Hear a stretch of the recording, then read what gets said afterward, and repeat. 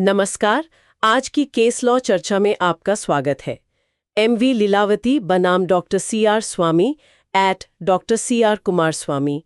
ये प्रस्तुति है Scoot legal translation and transcription services की सटीक और गोपनीय बहुभाषी कानूनी दस्तावेजीकरण के लिए आपका विश्वसनीय साथी। आज हम भारत के सर्वोच्च न्यायालय के एक बहुत ही दिलचस्प फैसले पर बात कर रहे हैं जी। इसमें स्थायी गुजारा भत्ता यानी परमानेंट एलिमनी की रकम पर सवाल था। हाँ, और सवाल सिर्फ ये नहीं कि पति कितना दे सकता है, बल्कि ये भी कि अगर पत्नी पढ़ी लिखी है, क्वालिफाइड है, तो क्या उसकी कमाई की क्षमता को देखना चाहिए, भले ही वो अभी जॉब ना कर रही हो। बिल्कुल। तो चलिए इस मामले को थोड़ा गहराई से समझते हैं।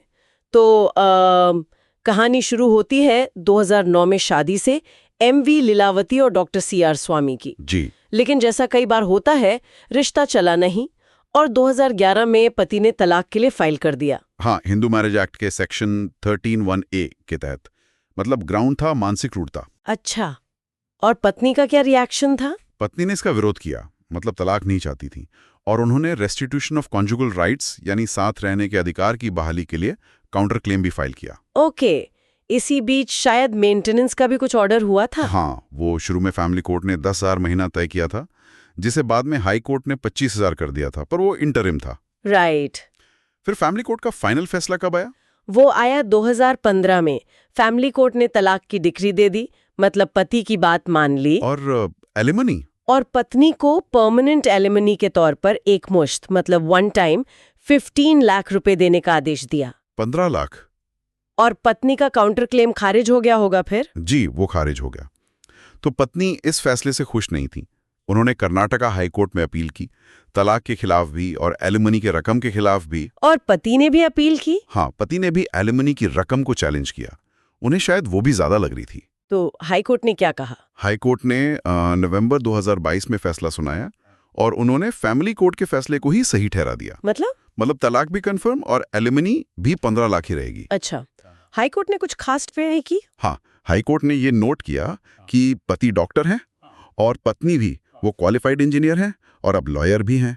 मतलब दोनों ही पढ़े लिखे और सक्षम हैं। ये बात आगे चलकर जरूर महत्वपूर्ण बनी होगी। बिल्कुल। तो फिर मामला पहुंच गया सुप्रीम कोर्ट। जी। लेकिन यहाँ पत्नी ने सिर्फ एलिमनी की रकम को चैलेंज किया, सही है, तलाक को नहीं। हाँ, ये जरूरी बात है। अपील सिर्फ परमानेंट एलिमनी की क्वांटम यानी रकम को लेकर थी।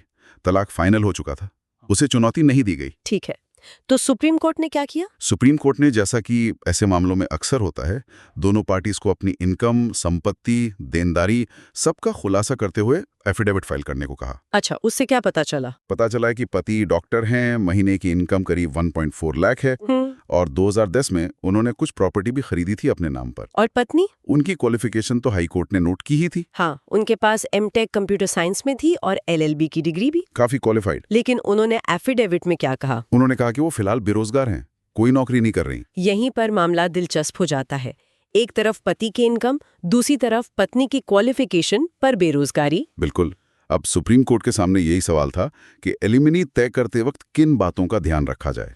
तो कोर्ट ने क्या विचार किया? सुप्रीम कोर्ट ने कहा कि देखिए, रिकॉर्ड से ये तो साफ है कि पति की आर्थिक स्थिति ऐसी है कि वो 15.5 लाख से ज्यादा दे सकते हैं।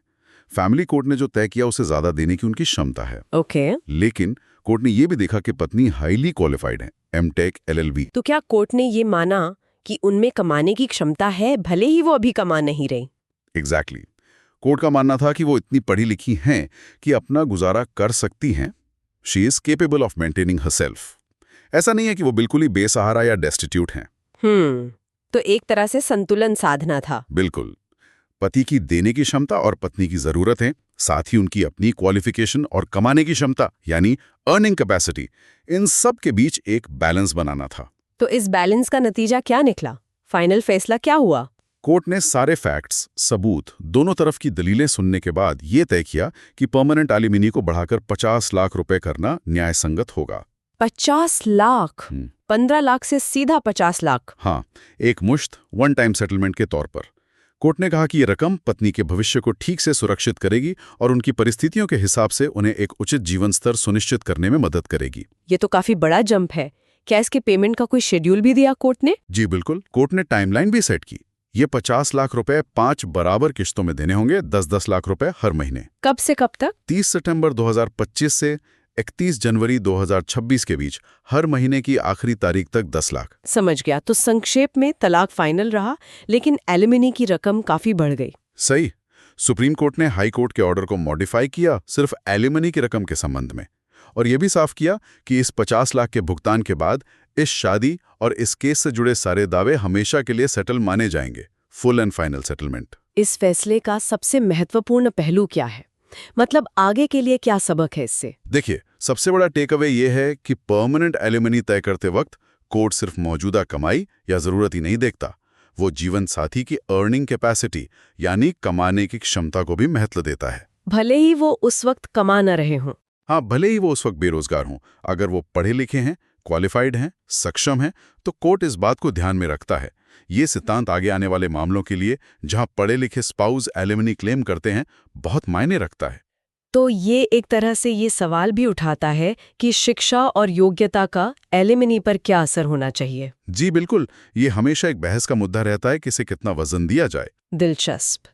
ये वाकई सोचने वाला पॉइंट है कि क्वालिफिकेशन होना और असल में कमाना, इन दोनों के बीच एलिमनी कैसे तय हो। हाँ, कोर्ट को हमेशा केस के विशिष्ट तथ्यों और परिस्थितियों को देखना होता है।